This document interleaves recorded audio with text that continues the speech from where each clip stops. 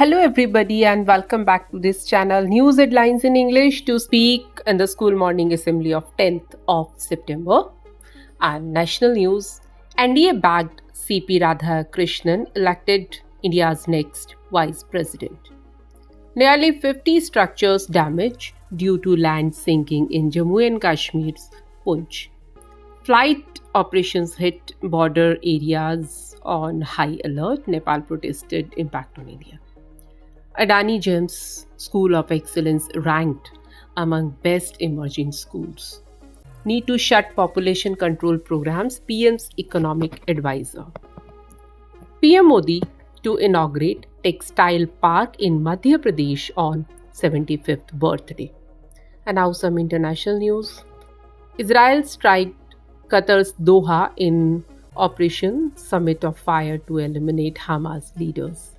In 2023 and 2024, Ukraine ranked as the top global arms importer. Nepal PM Oli resigned amid widespread violent protest.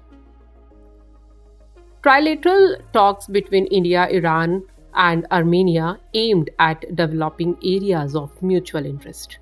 Sri Lanka passed bill abolishing special privileges to former presidents. And now some sports news. India beat Oman to clinch bronze in CAFA Nations Cup 2025. World Archery Championship, Parneet Kaur missed out individual medal in women's compound event. FIFA World Cup qualifiers, Sandro Tonali lifted Italy to comeback win over Israel. Now news related to business. GST Council cuts rates on key housing materials, providing big relief to common man. India unveiled UPI UPU integration at Universal Postal Congress in Dubai.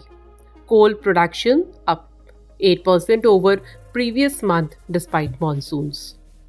And that's all in news. Thank you.